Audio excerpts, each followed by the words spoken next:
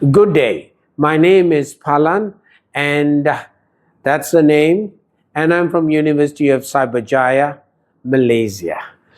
I'm sorry that I'm not able to be there personally, but it's indeed an honor and delight to be able to present at the second International Conference on Sustainable Education and Teaching at Hokkaido. And here I'll be sharing in the next couple of minutes some key ideas in fun teaching to improve learning outcomes in higher education. We want to explore as an introduction, and I'll list up just because we are in a virtual mode, the investigation or the study on the role of fun tools and active learning environments. And we want to frame it within the concept of play in enhancing learning outcomes in higher education. Over the last 2 decades, I've gone through several environments within Asia to try and study how we can improve learning outcomes. Traditional lecture methods, and we can compare them with interactive, technology-driven approaches using a mixed method design where I looked at qualitative and quantitative studies. And you were able to compare pre- and post-learning outcomes and evaluate how much learning gain have we been able to achieve. My findings indicated that learning outcomes improved substantially when lectures were supplemented with fun, participation, and technology-supported tools. Today, we live in a world of AI, and therefore we cannot run away from technology. We knew that from the COVID era, how we shifted from on-site classes to online classes, and then we just moved into some kind of an hybrid mode. Satya Nadella, the chairman of Microsoft, had this to say, that we have seen 2 years of change happen in 2 weeks with the use of technology. And that's important for us to understand how we can use some of these tools with one primary goal: to improve learning outcomes and higher education. I would like to share with you today a 5-step structured method for bringing in the concept of play, for bringing in fun into teaching, grounded in adult learning principles and mapped across 4 learning modalities. And I will share my formal paper with all of you later. The research concluded that fun, when purposely linked with content and learning objectives, acts as a catalyst to drive deeper cognitive engagement, retention, and transforming passive classrooms into dynamic spaces for learning and reflection. As I said in this introduction, it's very important for us to understand that good teaching makes a huge difference, as well-taught students are better than students who are not. Cross and Stedman identified the characteristics of good teaching methods. And we also find what Shulman and Hutchins said, that while teaching is considered a scholarly work, it should also be seen as a process of continuous inquiry and reflection.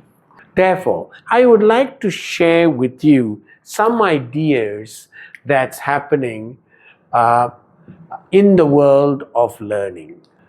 I concluded in 1998 that successful teaching results in positive changes in cognitive, affective, and psychomotor domains.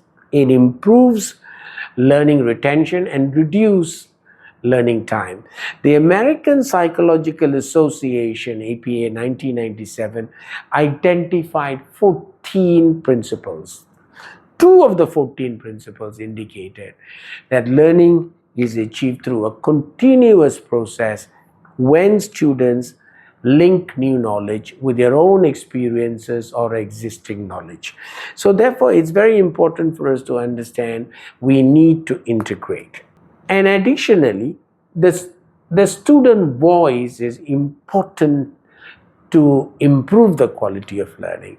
And therefore, the need for interaction is very critical. One major challenge has been the inability of some teachers to communicate their knowledge effectively to students, as Files said many years ago in his research.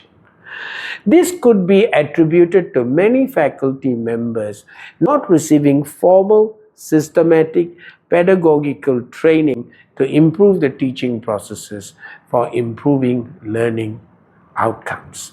The constructive learning theory implies that many learners are not learning effectively when they are passive. One method consistently used to promote learner-centered learning is the incorporation of games and play with learning. Many studies link the concept of play with learning. For example, the famous psychologist Vygotsky talked about it very much early, why it's important. The relationship between play and learning has been important for constructive and healthy child development. And moving to the use of fun in pedagogy, Fincham highlighted that fun is an effective pedagogical tool. However, critics conclude that sometimes it can be a waste of learning time. But the research, as I'll show you, that it's only funny when it's irrelevant. But when fun is integrated with content, learning outcomes are huge. Now, Lorizala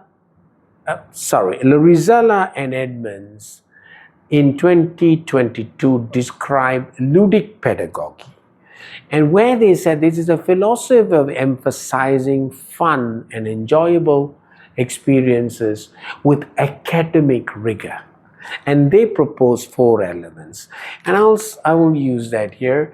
They said it's fun is very important. They said play is very important, and playfulness is very important. And they also added on positivity is important, and that was the essence of ludic pedagogy. And learners are very involved when they perceive learning as something meaningful, and that's key. And also not to forget that active learners when active, they engage in higher order thinking skills, which is analysis, synthesis, evaluation, as described by Bloom's taxonomy. So to me, fun is a facilitative factor and content is a required condition. And I've always highlighted 3 components. And what are the 3 components? And I think it's very important for us to understand that it's the teacher, the fun tools are here, and the teacher is here, and the content is here. So it's very, very important for us to understand the 3 elements which is critical for effective learning outcomes. Now, if we teach today's students as we taught them yesterday, we rob them of tomorrow. And therefore, it's very critical for us to bring the concept of play with technology to improve the learning outcomes in higher education. The Singapore National Institute of Education developed what's known as a Legends of Alchemia, which was a student to learn chemistry through inquiry in a virtual world with high involvement and interaction. And therefore, it's important, and I cannot underestimate the importance of the use of play and fun learning in higher education. I'd like to share a little bit about the methods behind this research.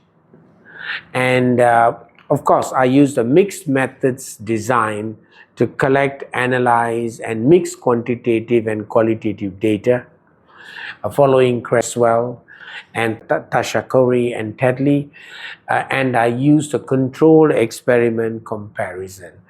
And the participants and setting, there were about 100 science stream students from 5 Asian countries: Malaysia, Indonesia, Singapore, United Arabs, and United Emirates, and India.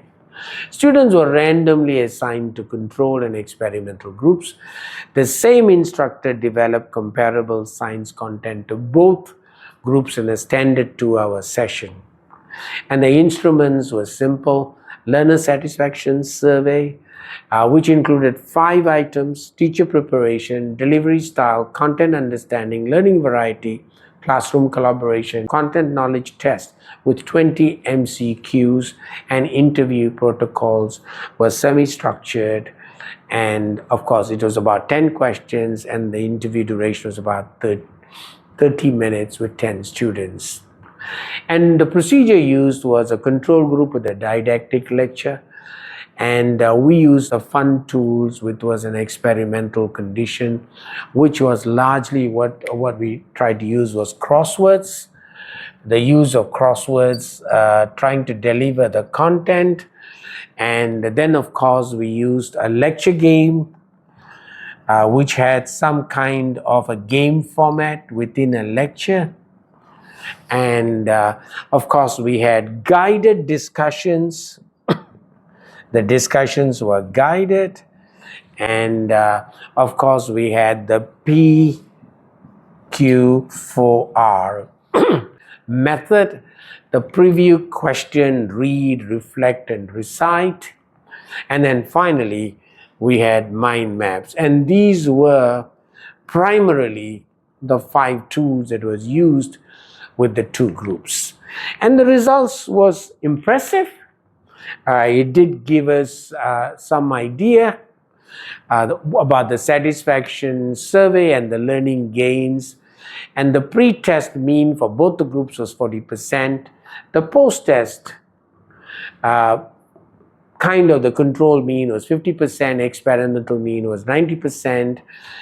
And what I'm trying to say is the experimental group gains substantially exceeded the control group gains. And in terms of qualitative themes, we identified 3 themes: content, active learning, and classroom collaboration. And primarily we found, I think it was important for us to look at the qualitative themes and then proceed further. In the discussion, we found that the findings supported that integrating fun tools into lectures enhances student satisfaction and learning outcomes. And I think it's important to understand, as we found in the National Institute of Education, Singapore's Legends of Alchemia, they illustrated how inquiry-oriented play can align with curricular objectives. So in conclusion, ladies and gentlemen, all that I wanted to share with you is integrating fun tools and active learning structures yielded significant learning gains and higher satisfaction compared with the lecture-only delivery. And the content was not necessarily a constraint. Whatever the content is, we found that it's possible to integrate fun and play into it. But obviously, there is much more scope for us to look into other areas, because my research, particularly in this study, focus only on science subjects. Findings are promising, but replication with the larger samples, diverse disciplines, and longitudinal follow-ups is recommended. I think longitudinal follow-ups is very important. Practical implications include adopting structured, content-aligned fun tools and chunking lectures with planned interactions, and leveraging technology for scalable, game-based checks for understanding. Thank you, ladies and gentlemen, for listening to me, and it's been such an honor to be able to present at the second International Conference on Sustainable Teaching and Education, Hokkaido, Japan. I'm very happy to entertain and take questions. My email is available. The organizers will provide it to you. And if you email me, I'm very happy to respond to you.